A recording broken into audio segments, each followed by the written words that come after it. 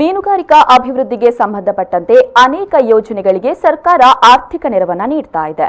ಬಹುಕಾಲದಿಂದ ನೆನೆಗುದಿಗೆ ಬಿದ್ದಿರುವ ಕಿರು ಜಟ್ಟಿಗಳು, ಬಂದರುಗಳ ಹೂಳೆತ್ತುವ ಕಾಮಗಾರಿಗಳಿಗೆ ಕೇಂದ್ರ ಹಾಗೂ ರಾಜ್ಯ ಸರ್ಕಾರದಿಂದ ಅನುದಾನ ಬರುವ ನಿರೀಕ್ಷೆ ಇದೆ ಅಂತ ಮೀನುಗಾರಿಕಾ ಮತ್ತು ಮುಜರಾಯಿ ಇಲಾಖೆ ಸಚಿವ ಕೋಟ ಶ್ರೀನಿವಾಸ್ ಪೂಜಾರಿ ಹೇಳಿದರು.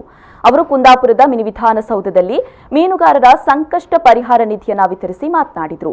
ಬಹುದಿನಗಳಿಂದ ನೆನೆಗುದಿಗೆ ಬಿದ್ದಿರುವ ಮೀನುಗಾರರ ಸಂಕಷ್ಟ ಪರಿಹಾರ ನಿಧಿಯನ್ನು ಮುಖ್ಯಮಂತ್ರಿ ಬಿಎಸ್ ಯಡಿಯೂರಪ್ಪರವರು ಬಿಡುಗಡೆ ಮಾಡಿ ಮೀನುಗಾರರಿಗೆ ನೆರವಾಗಿದ್ದಾರೆ.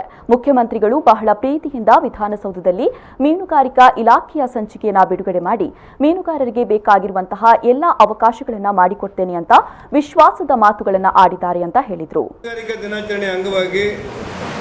ಬೆಂಗಳೂರಿನ ವಿಧಾನಸೌಧದಲ್ಲಿ ನಿನ್ನೆ ಮಾನ್ಯ ಮುಖ್ಯಮಂತ್ರಿಗಳು ನಮ್ಮ ಮೀನುಗಾರಿಕೆ ಇಲಾಖೆಯ ಸಂಚಿಕೆಯನ್ನು ಬಿಡುಗಡೆ ಮಾಡಿದ್ದಾರೆ ಮತ್ತು ಉಡುಪಿ ಮತ್ತು ಕಾಪು ಸೇರಿದಂತೆ ಕುಂದಾಪುರ, ಬೈಂದೂರು ಈ ಪ್ರದೇಶದ ವ್ಯಾಪ್ತಿಯಲ್ಲಿರುವಂಥ ಬಹುದಿನಗಳಿಂದ ನೆನೆಗುದಿಗೆ ಬಿದ್ದಿರುವ ಸಂಕಷ್ಟ ಪರಿಹಾರ ನಿಧಿಯನ್ನು ಮಾನ್ಯ ಮುಖ್ಯಮಂತ್ರಿಗಳು ಚೆಕ್ ವಿತರಣೆ ಮಾಡುವುದರ ಮೂಲಕ ಸಾಂಕೇತಿಕವಾಗಿ ಕೊಡುಗೆಯನ್ನು ಎಲ್ಲರಿಗೂ ಕೊಟ್ಟಿದ್ದಾರೆ ಮತ್ತು ನಮ್ಮ ಮೀನುಗಾರಿಕೆಗೆ ಅಭಿವೃದ್ಧಿಗೆ ಸಂಬಂಧಪಟ್ಟಂತೆ ಅನೇಕ ಯೋಜನೆಗಳಿಗೆ ಸರ್ಕಾರ ಆರ್ಥಿಕ ನೆರವನ್ನು ಕೊಡ್ತಾ ಇದೆ.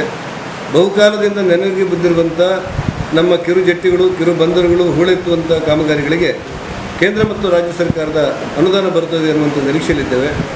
ಗೌರವಾನ್ವಿತ ಪ್ರಧಾನಮಂತ್ರಿಗಳು ತುಮಕೂರಿಗೆ ಬಂದು ಕಿಸಾನ್ ಕಾರ್ಡನ್ನು ಯಾವ ರೀತಿ ಉದ್ಘಾಟನೆ ಮಾಡಿದ್ದಾರೆ ಮೀನುಗಾರರಿಗೆ, ಆ ಕಿಸಾನ್ ಕಾರ್ಡನ್ನು ಇಡೀ ರಾಜ್ಯದಲ್ಲಿರುವಂಥ ಎಲ್ಲ ಮೀನುಗಾರರಿಗೂ ಕೂಡ ವಿತರಣೆ ಮಾಡಬೇಕು ಅಂತ ಯೋಚನೆ ಮಾಡಿ ಪ್ರತಿ ಜಿಲ್ಲೆಯಲ್ಲೂ ಕೂಡ ಈ ಕಾರ್ಯಕ್ರಮವನ್ನು ಮತ್ತು ಬೇಕಾದಂಥ ಯೋಜನೆಯನ್ನು ರೂಪಿಸ್ತೇವೆ. ಈ ವೇಳೆಯಲ್ಲಿ ಸಹಾಯಕ commissioner K Raju, tahsildar Anandappa Naik, BJP ಕ್ಷೇತ್ರಾಧ್ಯಕ್ಷ ಶಂಕರ ಅಂಕದಗಟ್ಟೆ ಮೊದಲಾದವರು ಉಪಸ್ಥಿತರಿದ್ದರು.